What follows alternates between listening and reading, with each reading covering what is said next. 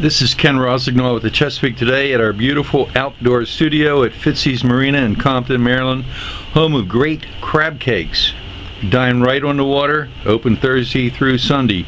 We're here with County Commissioner President candidate Tom Jarboe. Tom's a Republican, and Tom, you served before as a county commissioner, correct? That's correct. 2014 to 2018. Okay, and you didn't learn enough from that to keep you from running again? I really enjoyed it, and a lot of people are like, well, why didn't you keep doing it? And the answer is, my background is international trade, and I was traveling a lot, and I think I was the first commissioner to actually call into a meeting, and I just thought, I need to wait another couple terms before I keep going, because I need to be able to spend my time and focus on the county. So your international travel wasn't like Scott Ostra, who just zoomed in to raise taxes by cruise ship from Alaska. The craziest thing I did was I was in Singapore, and I called into a public hearing one time, which is 12 hours time difference. And I told everyone on the call, because all they could do is hear my voice in the commissioner's room, and I said, hey, if you're worried that tomorrow's not going to come, it's here. It's a beautiful day, and I'm having breakfast. And nobody got the joke, but it was all for work. I don't do international travel for fun. Well, that's good. I remember when international travel used to be Buzzy Ridge coming all the way from Ridge for a commissioners meeting. Well, and my family been here about 400 years, so I'm with you on that. Okay. Now, your dad was a president of the county commissioners. He was he was president, but because he was placed as president, but he served a term from 74 to 78 as a commissioner for District 1. Correct. And then your George Uncle Dan was replaced. That's when he stepped in for a couple of years, I think. Right. And then your Uncle Dan was a commissioner for 3 terms. Yes. Okay. So public service really runs in your family a lot. You have a business now, and yet you have enough time to get away from that to come take care of county business? Yeah, the business is very locally focused. I support a big company out of Montana that does aerial firefighting, and they just bought a company, Flight Mechanical Solutions, from Huntsville, and we have an office at the airport terminal at 2 Whiskey 6. And the new job does not require me to travel very much at all. And if any, it's domestic. It's not overseas. Okay.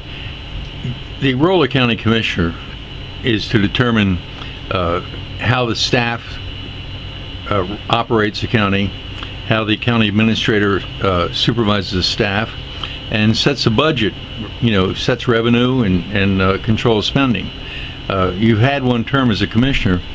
Are you coming back to this again now with an attitude towards revenue or spending or cutting spending, or do you have any ideas now? This is clearly I want to do the role for servitude to the county. It's that there's no specific initiatives I'm bringing in. I will say it's quite a change, and just to give folks a perspective, I was last a commissioner 7 years ago, and our annual budget then was about $120 or $30 million less than the current budget is today, which is amazing to me.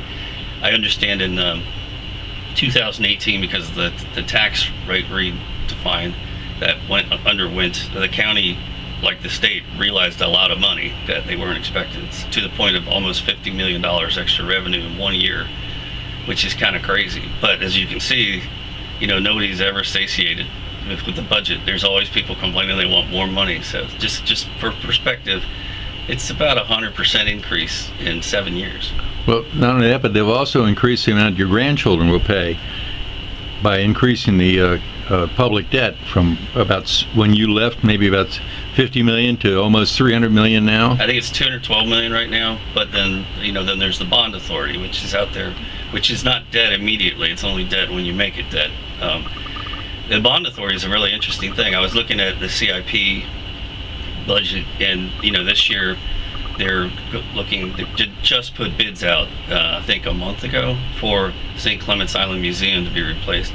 That budget was put in the CIP budget before I was even a commissioner. We were talking 2012, so 13 years ago, and now they're just taking bids. And guess what's going to happen? It's going to come in a whole lot more expensive than they bid back in 2012, because costs have gone up.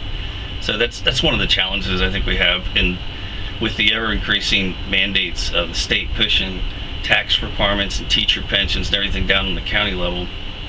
We're really going to have to look at the CIP budget and determine what's really tenable, and we have to think about the long game.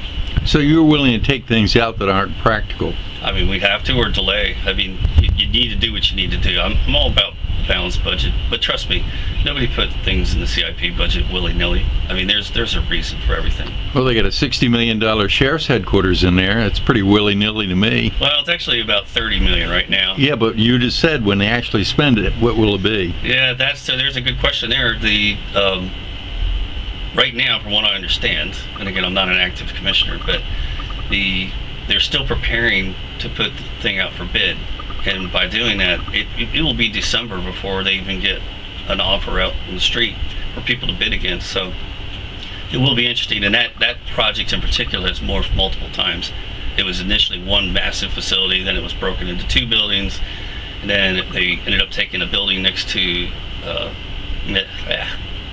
Mako. No, not Mako. The water over in First Colony, and they turned that into like an evidence storage room. And process stuff like that, and then new requirements come out, and it's kind of because of the crazy world we live in now. Imagine growing up, we never had to worry about homeland security, period, and now they're worried about people trying to blow up buildings, which is just insanity. I remember when I was a kid growing up here, the first murder, and it was of a teenager, and he was working at Save on Gas, and that's Tommy Tippett. Absolutely, went to school with him. And I just remember this being such a different community than it is today. And so that's a lot of that drives your cost, because security comes in and security is expensive. And so we'll see again. I want to see what comes in. No one's bid on it yet. Well, they put up a $6 million sheriff's headquarters on Great Mills Road, and nobody uses it. I mean, that could be their headquarters. It's right there. Enough. I mean, if you go to the St. Mary's Sheriff's Office today, what you'd see is police cars parked all over the hill and the grass and everything else, because they don't have enough room. Well, that's because the deputies leave after they're hired, and they realize your good old boys Keystone Cops Club doesn't fit a good future for them, and so they move to a more professional agency, and you're left with 2 or 3 dozen empty cars. And I don't think they're all empty, is the thing. I've been there before, and it's pretty active. Why don't they go out and patrol? I'm not the sheriff. I can't answer that. They're hiding out from the criminals. That's what they're doing. Okay. Well, so you'll get a new sheriff, hopefully, and then when you're elected, if you're elected in this next term, then you'll decide the sheriff's budget. He has to present it to you, correct? Yeah, they do every year. Okay. All right. Well, so you have another former commissioner coming back that he hadn't filed yet, but he says he's going to run as John O'Connor. I didn't know that. And you served with him for 4 years. Did you get along with O'Connor? Yeah, we got along fine. We didn't agree on everything by far means, but when we'd have a conversation afterwards and we'd move on. I mean, that's the thing about being a county commissioner, or even a delegate. You have to look for consensus and compromise. Well, Eric Colvin seems to be a pretty common sense guy, and he's indicating he's running again. He took over your seat when you bailed out in 2018. You decided not to run again. I never characterize it as my seat. It's the people's seat. I just happen to occupy it. I agree 100%. I couldn't remember the name of the district one. District 1. District 1. Okay. So, but he filled in that position. Do you think you would form a nucleus of common sense with Colvin and O'Connor? I think so. I mean, I already know so, because even though I left being a county commissioner, I'm still very involved with economic development in the county, especially at the airport. So we actually communicate. It was funny, I was talking to Commissioner Colvin the other day. He was in my office, and he's like, I haven't talked to economic development in a while. I said, they're here every week. I talk to them every week. They come in and out in the public works, because the terminal's kind of like a meeting place, if you will, and that's where my office is located. Would you be in favor of telling county employees to stay here and do the job instead of traveling out of state for all kinds of conferences at resorts? Well, that's a pretty generic statement. They've been doing it for decades. Yeah, it's. I'd have to look at what we need to use common sense. What conferences make sense for them to get their acumen up, so they can do better service for them. And it's an opportunity to get all the representatives from the different counties together. It's kind of an interesting hodgepodge of representatives. It's like the whole process of Mako, which I mentioned earlier. Mako is interesting because when you go to represent your county at a Mako meeting, they give each county and jurisdiction one vote, which is wildly different than the way the General Assembly works. So what MAKO ended up finding was that a lot of times very conservative views would be passed, and they didn't want to take it forward to the legislator because they knew they'd get slaughtered, because that's not what the legislator want. So anyway, your question and the answer to it is, I think it's important because you need to network with the others, your peers. Okay. Do you think taxes are too high or about Taxes right? are terribly high, and unfortunately, a lot of that, again, a lot of people may not understand, but the county's not the only driver. A lot of times we get pushed from the state, and with this year alone, the commissioners picked up an extra $2 million that was not funded, that they had to somehow come up with a closure for. So on teachers' pensions? Yes, and I guarantee you, with this current governance, we're going to see next year they're going to have even more coming down, and it just seems like it's a pattern that's happening. So I'm a little concerned. I do not want to raise any taxes, and I wouldn't. But like things like the CIP, which I know you mentioned before, constant yield. You have to be careful, because you can't just stop the programs that exist, because you have no idea if the penalties are getting ready to come down from the state. Okay. That means that there's a good way to cut expenses is to look at how you're spending money locally on staff and programs. Yes. And decide, well, like right now, you have the funding of these private programs by the taxpayers. Having bond issue for air conditioning for the Elks Lodge, I mean, that's a private club. And I can't argue on that one. And we're not too many years ago, they didn't even allow black children in their swimming pool. And so now you're going to hit taxpayers with paying for their air conditioning. I don't know. To me, it just seems like you're here to take the taxes to fix potholes, pay the teachers, pay the deputies, and run the essential operations. First and foremost, are the teachers, because the Board of Education, and another thing a lot of people just don't quite understand, is that the Board of Education is insatiable. They always want more money than the commissioners can possibly give them. This year they got a 3% increase, but when it comes time for the end of the budget cycle and they're trying to plan for the next year, very often we see protests in public hearings because the word gets out in the street, well, the commissioners are going to make 94 paraeducators go away. The commissioners have no control of that whatsoever. They just have a certain amount of money, and the amount of money that the Board of Education gets is over half of what the entire budget is for the county. Well, the teachers don't get paid enough. Well, now they have. So to give you an example, the state passed.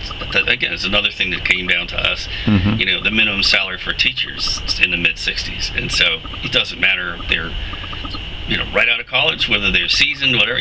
There's a bar, and you have to meet it. And so I think a lot of times we just create these algorithms because it sounds good. It's a good soundbite up at the state level, but when they push it down on the counties, can you imagine a county? We're not the poorest county by a long shot. There are some really poor counties on the Eastern Shore having the minimum of $65,000 a year salary for teachers. That's hard, and it's not necessary because that's not what the environment requires. But it's a state mandate. It's pushed down on everybody. Well, you have, right in this county, you have a sheriff's deputy making a salary in overtime of $185,000, which, it shows to poor management, first of all, that someone needs to get that much overtime. Well, okay, that's a good segue, which is, we were talking about the sheriff's budget. The sheriff has never spent his budget, never. And I'm a business guy. So when I first came into office, I learned, the first tour of duty was kind of understanding how you can put a budget together. And it's a little different than in the commercial sector. For example, if it was strictly a commercial business and I knew the sheriff wasn't going to pay his budget, or he wasn't going to be able to spend all his money, and he can't because of recruitment issues, then why put it in your budget? Because it's not going to happen. Give him 80% of it and move on. But you can't do that at the county or any government agency. Everything you put in the budget has to be funded, and that's why, again, you have bond authority for hundreds of millions of dollars. They haven't spent it yet, but every time they add a project, they can't say, oh, this is going to replace that, unless they take it completely out of the CIP budget. So it's not how we will operate in the commercial business sector. But to your point on overtime, they have a staffing concern. And when I was a commissioner, we gave significant salary increases to deputies in the county to try to get them on par with Charles and Calvert Broward County, and it's still because I think mostly it's because the police are vilified in today's environment, which is crazy. When I was a kid and I got out of college, Sheriff Bohar was the sheriff at the time, and my degree was in criminology. I applied to the St. Mary's Sheriff's Department and went through a series of tests. But when you would go to like the events to take the written test, or you'd go out to Leonardtown High School to run the PT or whatever, there were hundreds of people showing up. That's how everybody was impressed. They wanted to be a police officer. Now, not a problem, which is sad. It really is a sad state of affairs. The Board of Education, we're talking about their budget. They blew $11 million on paving sports fields with AstroTurf. They didn't spend hardly anything, or they failed to put in metal detectors at the front doors after we had a murder at Great Mills High School. Kathy Allen told me, she says, oh, well, we don't want to make the kids have to line up to get into the school because of having to go through the metal detectors. And I said, well, have you noticed how National Airport seems to handle that every day? You know, people not lined up out on a sidewalk, they process them through. And there's technology to do that. So we have a murder at the high school. In January of last year, we had another gun found in Great Mills High School. The technology detected it, but the gun was already in the school and had been in for a while. And yet the school board turns around and spends $1 million on a hot dog stand. So basically, these people are turkeys when it comes to their budget. And we wonder why the teachers aren't getting paid enough, and they just can't seem to get it right. Well, again, it's that the commissioners approve a chunk of money, which goes to the Board of Education. It's the superintendent's responsibility and the board to use your taxpayer money. Well, would you talk to the school board and say? Even when I was a commissioner last time, we'd go meet with them all the time. Mm-hmm. You think they ever listen? Yeah, I like Dr. Smith. I mean, I was happy when he took over, and to give him some credit here, this year, when they came back and the final budget was approved, he announced that he had taken directorships away and made it more like chief or department heads instead, and in order to reduce costs. And that's good. That's an administrative cost. And you've not seen that with Dr. Martirano. He was the guy who would hold a candle and have a vigil because the commissioners weren't going to approve his full budget. And said the death of education on the front of a newspaper. I mean, that's irresponsible. And again, most of the folks in the community don't understand the dichotomy between the Board of Education and the Board of County Commissioners. I couldn't tell Dr. Smith, hey, I want you to give all the teachers $10,000 increase, because it's just his call. It's just all I'm doing is putting money in his savings account and he spent it. Okay. You have children or grandchildren in the public school system now? No, my kids are old. They're 32, 30, and 27. Okay, they've been through it. Mm-hmm. Okay. Were you happy with the kind of education they got here? We're Christians, so we had them in public school briefly when they were very young. But after that, we put them in Catholic school. Right. Okay. And that's the story of a lot of people right now. When the school board says, well, our enrollment's down, a lot of that has to do with the more radical teachings available in the public schools and getting away from actually, reading, writing, and arithmetic, and go to the Catholic schools. And for that very reason. Well, I think there's in life, when you're educating your children and they're growing up and they're vulnerable and open for the information they're getting, it's important to put them, in my opinion, for our kids anyway, we put them in a Christian environment because they focus heavy on morality, Christian values, and things like that. And, look at today's news. I mean, what's wrong? What's going on with these people who suddenly, Sister Francis Inez, she was my compromise in there, Ken, which is when other agencies like NGOs do the function of what the county government could do, it saves the county taxpayer money. You do pay some into it to support them, to keep them going, but the reality is they are doing fundraising, they're doing things that the county government can't do. We can't hold bake sales and dinners and things like that. And they're handling problems that you don't want to be on the county government. Then that's when you get into this whole thing, the government controls everything, and nobody wants that. So I think there's a fine mix there. Well, the YMCA is not a fine mix. I mean, that's pretty a pretty big chunk of money going to a facility in other areas is controlled through their own fundraising and private donations. Yeah, and it was certainly here too. There was a lot of fundraising and a lot of donations given to a lot, millions of dollars. I know the county gave a lot more than that, but a couple things. Number one, there's a demand signal in the community for like a YMCA type place. When I was a commissioner, we would get pled. All the public hearings people come up and say, we need a community center. We need to do this. And if you go over across 50 on the other side of the bay, there's a beautiful community center that's over there. And again, this is kind of why you want to go to Mako, because you can learn from your other commissioners on the other side of the state what's good and what's bad. And one of the worst things that ever happened to them was someone donated that whole building and then just put it on county government to run. This is the inverse of that. This is putting money into the capital improvement to build the building, and then YMCA is going to run it. And you're going to save a lot more money doing it that direction. Okay. In the north end of St. Mary's County, you're obviously from the south end. Right. Okay. But you're running for commissioner president. Do you see needs in the north end of the community of the county that are not being met that should be? Well, I'm concerned of sprawl, for sure. Like keeping Waldorf in Waldorf?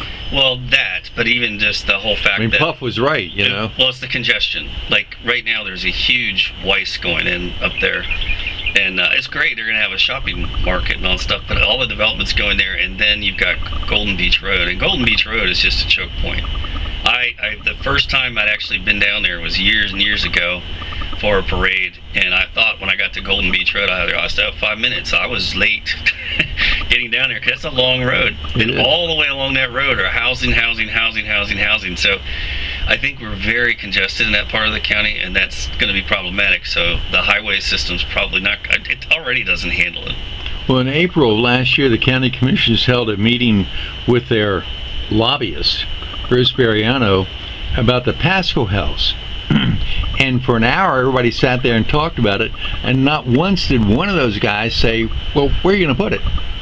And so finally, it came out about a month or two ago that they were going to put it back on the Mount Wolf Road, and right in a residential neighborhood. And it's a 16,000 square foot building for what the director called psychiatric urgent care.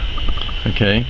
So why not put that right in the old Leonard Hall School at the county, next to the county building? It's a good idea. I don't know the particulars of that because that never came up on my radar when I was a commissioner. But right. Sometimes people do that, but you need to, they bring projects forward and they have all good intent.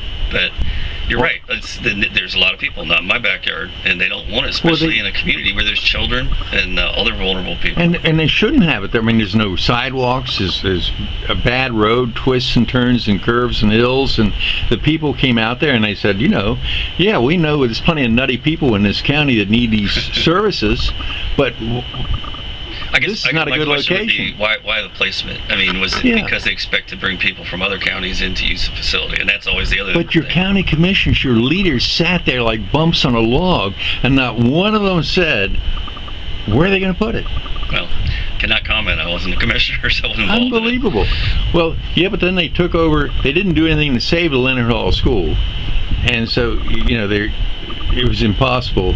I guess maybe they couldn't save it. I don't know. But the building is there. Instead of filling it with more county employees and bureaucrats, if you need space, maybe you should trim the staff, and then you won't need space for them, and they could put the Pasco House there. Well, it's a concept.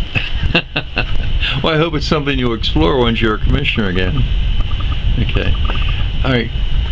So I've asked you about staffing and budgets and things like that. Are there some things that you would like to talk about and discuss with people watching this interview? Sure. In particular, is look at the bond ratings between the county and the state. I mean, when we were county commissioners, you could never get a AAA bond rating. It was impossible because the Moody's and others would look at the amount of money we got from the federal government coming in from Pax River. and it was over 80%, and so that was upside down on what their formulaic patterns are, so you could never get that AAA bond rating. This Board of Commissioners actually did get a AAA bond rating, but it's tenuous, and I don't know how long it's going to last, because look at the state government, and this is why you got to go back to watching your debt, because the state has too much debt now, and so they've been knocked down from AAA to a AA plus. And for the viewers, what does that really mean? Who cares? I mean, I get an A minus instead of an A plus on my report card. Does it really matter? Yeah, it does, because when you go out to borrow money, especially in the millions and tens of millions of dollars, your borrowing rate goes up when your rating goes down. So a CIP project that you wanted to do that you thought you had AAA rating, and now suddenly you've got AA, and the cost of borrowing money goes up, you may not be able to do it. Well, Hewitt was out preaching that we should borrow more money while interest rates were cheap, and that's part of how the time that he's been commissioner, that the amount that we're borrowing has skyrocketed. So isn't there just another alternative of not spending this much money? Yeah, for sure. Do you know some ways to do that? Well, I'm a big proponent of public-private partnership and getting industry to come in and help us with infrastructure and things like that. My background is aviation, so I spend a lot of time at the airport looking at the next best technologies. We actually, believe it or not, St. Mary's Airport and St. Mary's County in general is in a perfect position for doing a lot of new development of flight tests, because if you want to take an aircraft from our county to DCA, you just go straight up Potomac. If you want to go to BWI, you go straight up Patuxent. We have the world's greatest test pilot school and engineers here locally in our community. So where am I going with this? There's, Uber has walked away. So to use the term Uber Air is like calling a copy machine a Xerox. That was one brand that was looking at it. But there is this thing called advanced air mobility, and electric airplanes are real. They exist today, and we're looking to put in an electric charging station at the county, and we got people from the inventors to invest and spend the money to do it, so it wasn't going to cost the county any money. And that's kind of the way of the future. Is always looking at what do we have, what attributes does the county have that we can really take advantage of to help improve our economy. What about a link to the Eastern Shore by water? Yes, by water is fine. I mean, you have a ferry system or something like that, but it doesn't make any sense to put a bridge. No, I know not a bridge, Okay. but by water. There was a ferry service proposed from St. George's Island over to Northern Neck, Virginia, at one point in time, and when McKay was commissioner president, and I don't know what happened to that idea. Well, I'm sure somebody did a market study to see if it made economic sense. I mean, again, should the county be paying for a ferry? No. Should we encourage commercial folks to come in and put a ferry there? Yes, but if it doesn't make financial sense for them, they're not going to do it. Okay. Are you satisfied with the road system in the county, and like the Thomas Johnson Bridge, and we had all the gridlock we have at Great Mills, and we've had delegate after delegate and senator after senator, and it's gotten worse. Like the county commissioners approved the new J.F. Taylor building there with 500 employees, and we already had gridlock. Now we have more people right in that same intersection, and it just doesn't seem that the delegations that we have had now or in the past are effective. Well, they're not, and it's not their fault, right? When you're up in Annapolis, you're 2-1 outgunned from our delegates, and I'm not going to say anything beseeching about our delegates. They try their best, and they pick their fights and try to get in there and do. Well, the guy Crosby we have now, he voted to raise an IT tax and immediately moved his own business to Virginia. And there's the same day. There's consequences for that, so we'll see if he's the delegate next time. It's very telling when Governor Hogan was governor. He put Thomas Johnson Bridge to the top of the priority list in the delegation, or the General Assembly. I don't want to use delegation because people think I'm talking about our reps, and I'm not. Right. But they just it's never going to happen, so they end up putting in different lines in the city, because that's the problem. Your big cities take all the infrastructure money. So the Thomas Johnson Bridge, I remember when it wasn't there. I remember when they had to close it for repairs, and they had to do a ferry system, which was great for the fishing boat captains because they had some new income. It was very inconvenient for the Navy. it's going to have to be replaced, and it's something we will continue to push for. But as long as you have a very liberal leadership in the state, until something happens, I don't think anyone's going to do anything with it. I'm told by divers that there's holes as large as a Volkswagen in the support beams down near the water because there's such a swift current in that 120-foot depth of water that it just erodes away in. I mean, it's just going to fall in the river. Yeah, we don't wish any catastrophic event in order to get the bridge replaced, for sure. But it's just challenging because the cost when Hogan put it in the budget was about $1 billion, and it included clover rings, so that I think 4 went over top of 235, and then there was exit rings. So like where Fike contracting is now, that would have to go away in order to put it in. There's where the sheets, or is it Wawa is, Yeah. that had to go away. But you notice they didn't go away, and people asked me when I was a commissioner, well, this is what we're trying to budget for. Why are you allowing them to do this? Because it's never going to get funded.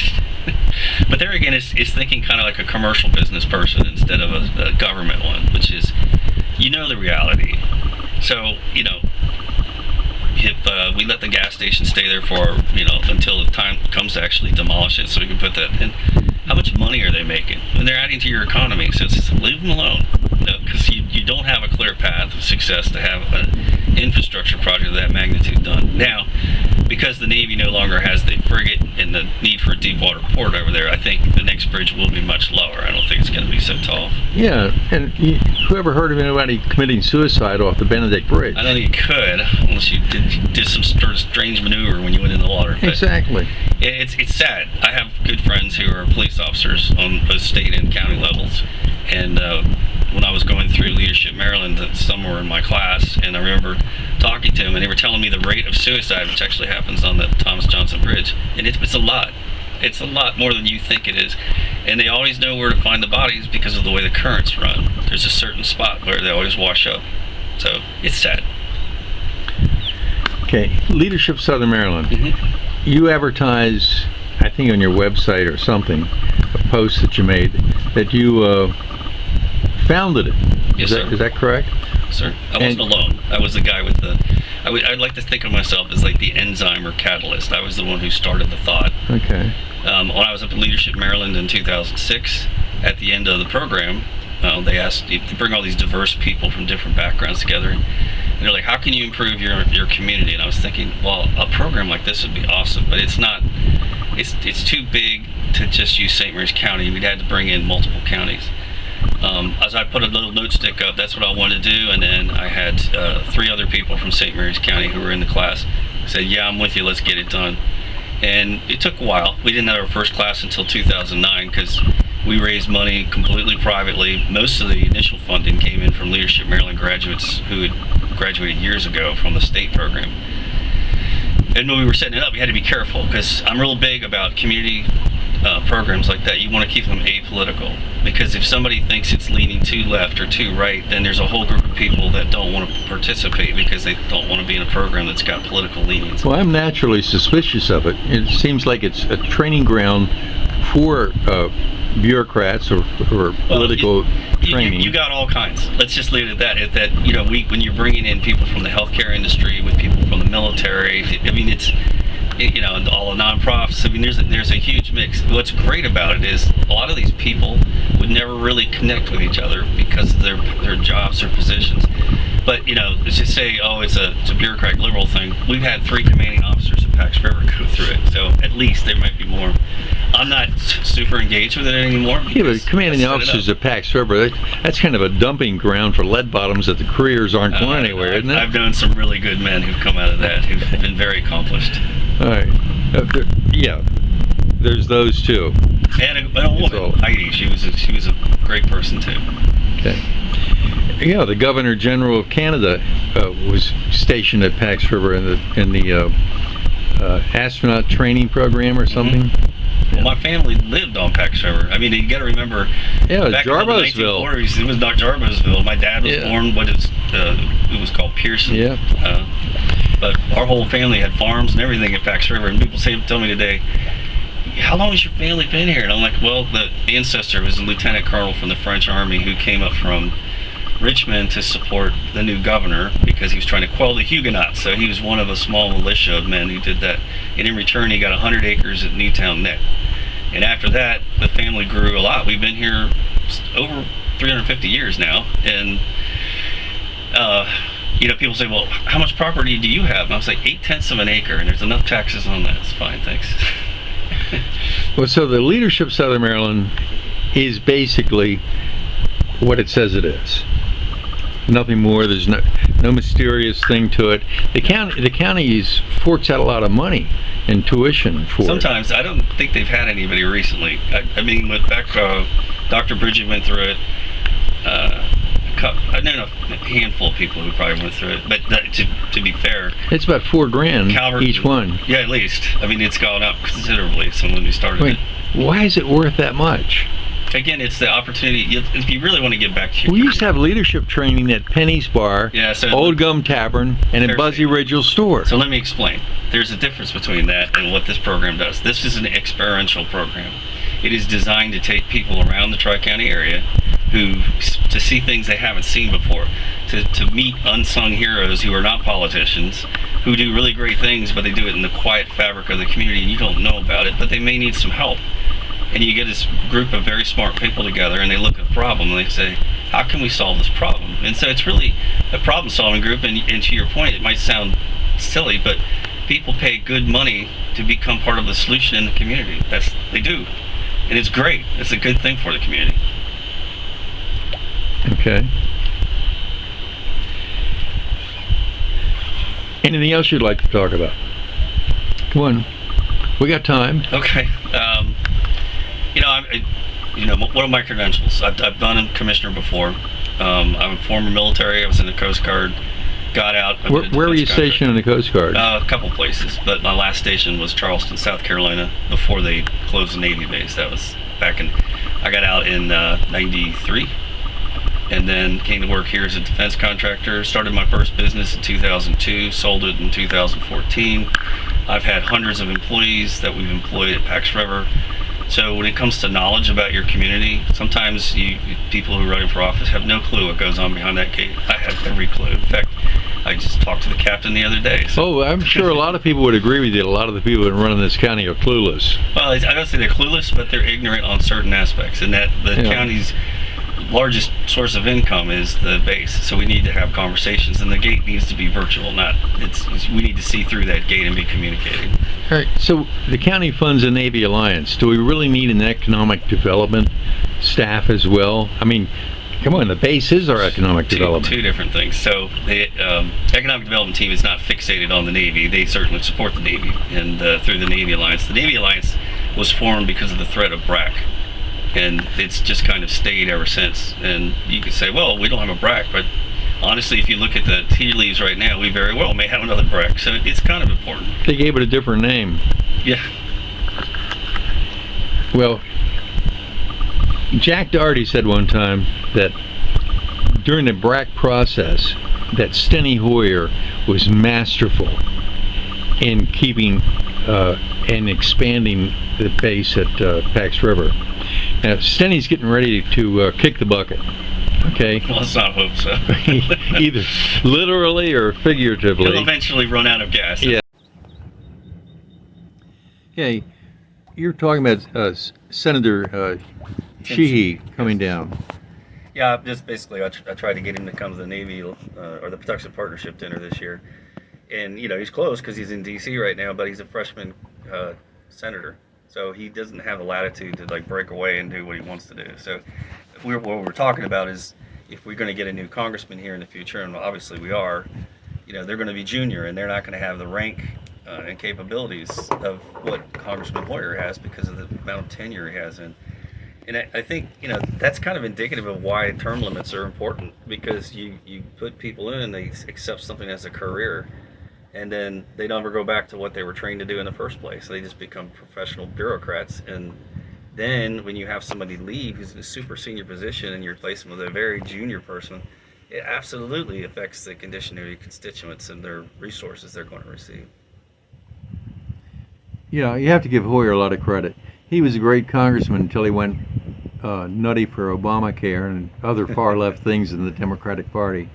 But he could still do more for the county, even right now, on the floor of the House. If he just has indigestion, he would do more than the so-called volunteer fireman that's running against him in the primary right now. He's a guy from Edgewater, and he just joined the Edgewater Fire Department in January. Now he goes out telling all the media he's a volunteer fireman. Of course, they use that when they discuss him, just like they use the term Maryland man with that MS-13 gangster, So that's what you're dealing with the media these days. So you having this contact and relationship with Senator Sheehy shows a couple of things. It shows the value of the contacts that you've got as a candidate for county commissioner president, and your experience in dealing as a defense contractor here at Pax River. So that's a lot more than the current county commissioner president has ever had or would even think of. But he's a good guy. Yeah, Randy's a great person. He's we all have different attributes that we bring to the job and experiences. So it's what did my aperture see as I grew up, and what did his see? I mean, we both grew up in the same county, but we did different things. That's all. Do you think Tommy McKay will run against you in this position? I don't know. I like Tommy McKay, to be honest. I think he was a good commissioner president, and I was disappointed he hasn't been able to do better politically since. But he is a good guy. He's a businessman, and a lot of this stuff, he got these negative press about his business and how he was mishandling and all this kind of stuff. A lot of this had to do with COVID, and he was a victim of that and trying to keep up against stores like Amazon that will drop food at your front door versus having you come out. And so I think grocery is tough in the first place, but the conditions just have terrible consequences for him. But when he's a good leader. He was commissioner president, they fully funded education, and he cut out about 4 or 5 different county departments. He slimmed down county and made it a little more efficient. To his credit, him and his Republican majority, which I can't think of a time that's been duplicated since.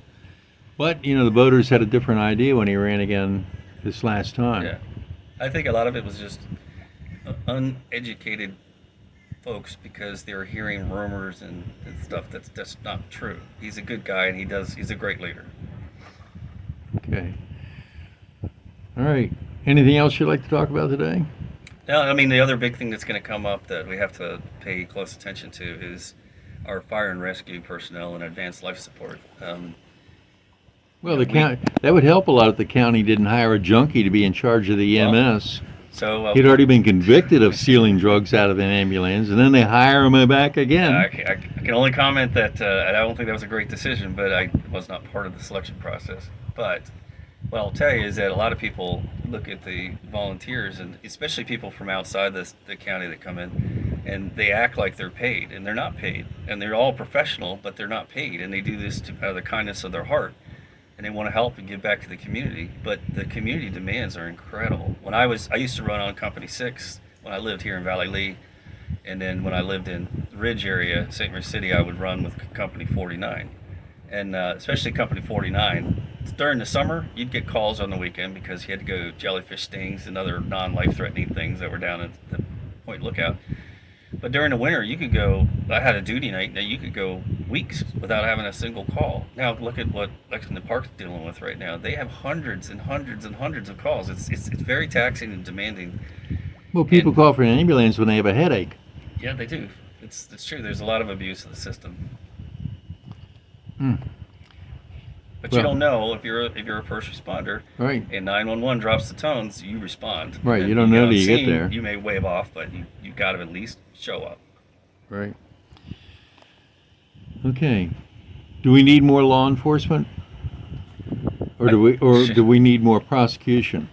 I think we need more defense, perhaps. It's sad. I think they go hand in hand. If you bring in a bunch of cops and they arrest a bunch of people, and there's a backlog at the judge level, then you can't really get anything done. So the prosecution stifles the interception. And I think what we do is basically need to uphold law, which sounds crazy. I would never say this when I was a younger person, but we don't hide fugitives. You don't allow illegal immigrants to come in and take over your streets. You don't allow rioting with violence. I was stationed in The Hague one time, and I had a meeting in the U.S. American Embassy there. And I went to it, and I don't know if you've ever been there, but it's very high walls.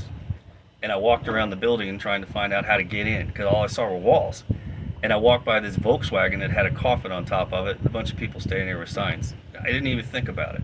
I was like, so finally, after the third trip around the embassy, one of the protesters came over to get me and said, well, can I help you? And I said, yeah, I don't know how to get into the embassy. And he goes, I'll show you. And he walked me over. As soon as I walked in, the Marine Security Force stopped me. Did they harass you? I said, who? He said, the protesters. I said, I had no idea they were protesting. Because in that country, you have to have a permit to protest. And everybody who attends has to be on that permit. If somebody else doesn't, they can be arrested. You're not allowed to burn things and break things and destroy property. It's so unique that to our culture that we allow that. It's insanity. That's true. Okay.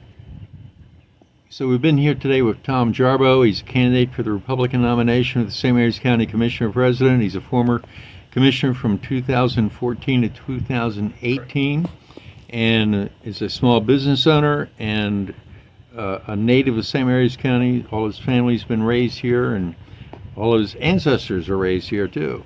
So thanks for being here today. We're at Fitzies Marina on the beautiful Breton Bay. In the distance is Virginia, where a lot of people want to move to get away from the high taxes in the People's Republic of Maryland. This is Ken Rosignol with the Chesapeake Today. Thank you.